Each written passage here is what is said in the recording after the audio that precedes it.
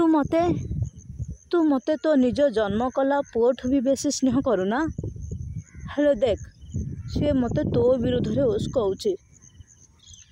ସିଏ ତତେ ନାଗୁଣୀ, ଡାହାଣୀ, ରାକ୍ଷାସୁଣୀ ବୋଲି କହିଲା। ଆହୁରି କହିଲା ତୁ କୁଆଡ଼େ କ୍ଷୀରରେ ବିଷ ମିଶେଇଛୁ।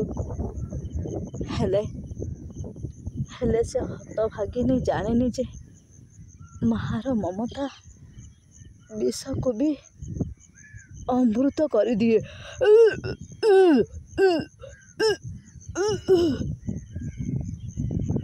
ମାଆ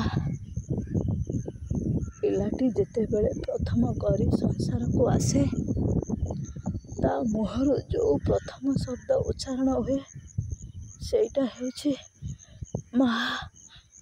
ବଡ଼ ହେଲା ପରେ ସେ ବହୁତ କଥା ଶିଖେ, ବହୁତ କଥା କହେ, ବହୁତ କଥା ଜାଣେ।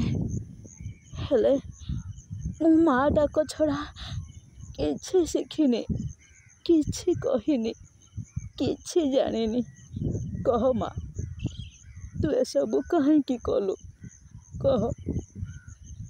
ମୁଁ ଶୁଣିଛି ସ୍ତ୍ରୀ ଲୋକମାନଙ୍କୁ ମଶାଣି ଯିବା ମନା, କିନ୍ତୁ ମୋର ତତେ ଏତିକି ମାଗୁଣି ମା, ମୋ ପାଇଁ ତୁ ନିଶ୍ଚୟ ମଶାଣି ଯିବୁ। ମୋ ମୁହଁରେ ନିଆଁ ଦେବା ଆଗରୁ ତୋର ହୃଦୟ ଦେଇ, ମମତା ଦେଇ ଥରୁଟେ ଖାଲି ମତେ ପୁଅ ବୋଲି ଡାକିବୁ। ବାସ୍ ମା, ମୋର ତୋ ପାଖରେ ଏତିକି ମାଗୁଣି।